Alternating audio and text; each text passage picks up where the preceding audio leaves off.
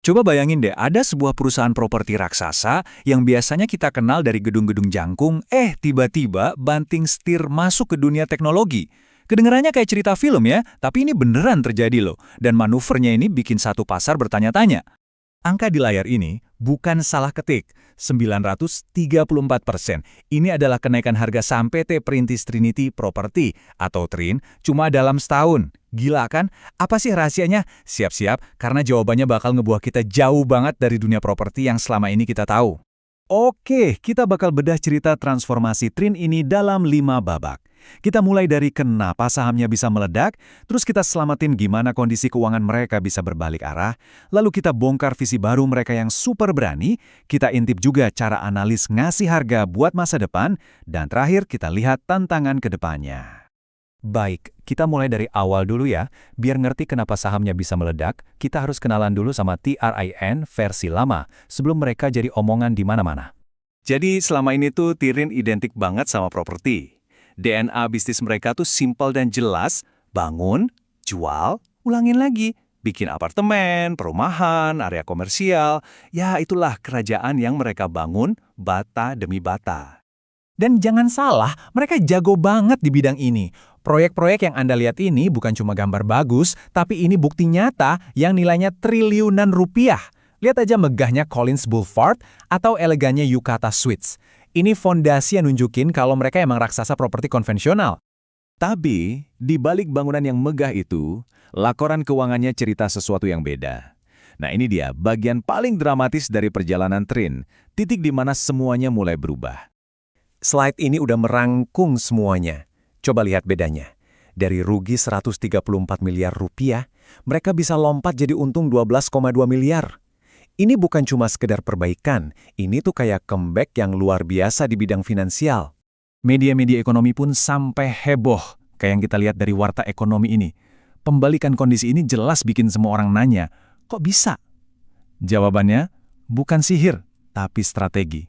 Dan ini dia jawabannya. Pemulihan keuangan itu bukan kebetulan sama sekali, tapi langkah awal dari sebuah rencana yang jauh lebih besar.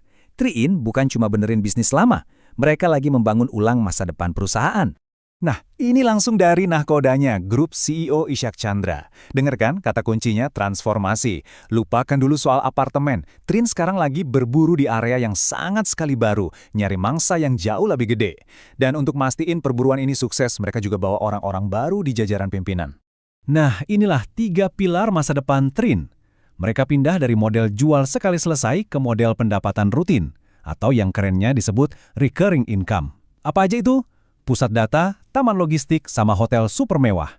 3 mesin uang baru yang dirancang untuk jangka panjang. Pilihan ini bukan asal-asalan loh. TRIN itu pinter, mereka baca peta masa depan. Ekonomi digital lagi booming, ya butuh rumah buat data-datanya. Belanja online makin gila-gilaan, ya butuh gudang canggih buat barang-barangnya. Orang kaya makin banyak, pasti butuh tempat liburan yang premium. Jadi, tiap pilar baru ini adalah jawaban buat tren besar dunia. Terus, di mana mereka bakal bangun semua ini? Gak sembarangan. Peta ini nunjukin strategi G2 mereka. Mereka nargetin pusat bisnis yang udah pasti jalan, dan tujuan wisata super prioritas kayak Labuan Bajo. Intinya, mereka main di tempat yang udah pasti rame. Oke, visinya udah jelas, keren banget. Tapi, berapa sih nilai dari visi ini kalau dirupiahkan? Nah, sekarang kita masuk ke bagian paling seru. Gimana caranya para analis saham mencoba ngasih harga ke sebuah janji masa depan? Nah, ini dia tantangan buat semua investor.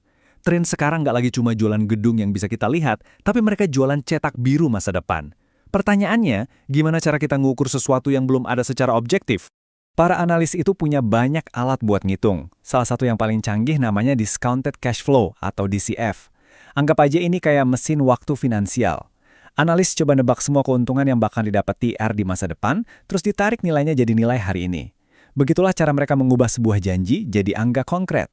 Dan ini dia hasilnya menurut analis dari NH Korindo Sekuritas.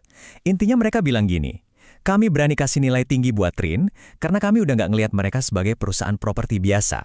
Kami ngelihatnya sebagai pemain infrastruktur teknologi masa depan. Dan itu beda ceritanya. Dan setelah semua perhitungan yang rumit tadi, keluarlah satu angka ajaib ini, Rp2.200 per lembar saham. Sebuah target harga yang nunjukin optimisme tingkat tinggi. Jadi artinya apa buat investor? Rekomendasi beli dengan potensi untung bisa lebih dari 2 kali lipat, itu bukan sekedar saran loh. Ini adalah sebuah pernyataan keyakinan kalau Trin bakal sukses ngejalanin transformasi raksasanya ini. Nah, saat kita simpulkan semuanya, kita sebenarnya lagi nonton sebuah metamorfosis. Cerita tentang dua Trin yang berbeda dalam satu nama. Trin dari masa lalu, dan Trin yang lagi dibentuk untuk masa depan. Perbandingan ini udah ngejelasin semuanya. Di satu sisi, ada bisnis properti yang naik turun tergantung kondisi ekonomi. Di sisi lain, ada bisnis infrastruktur teknologi yang pendapatannya lebih stabil dan bisa ditebak. Ini bukan cuma ganti bisnis, ini ganti DNA perusahaan. Jadi, ada 4 hal penting yang perlu kita ingat dari cerita ini. Pertama, Trin lagi bertransformasi total. Kedua, harga sahamnya sekarang itu cerminan harapan besar, bukan cuma kinerja saat ini.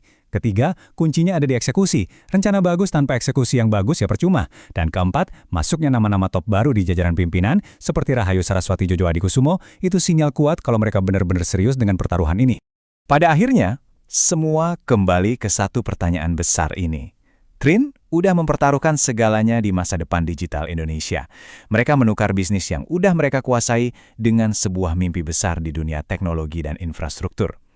Apakah pertaruhan super berani ini bakal jadi jackpot besar? Atau sebaliknya? Ya, cuma waktu yang bisa menjawab.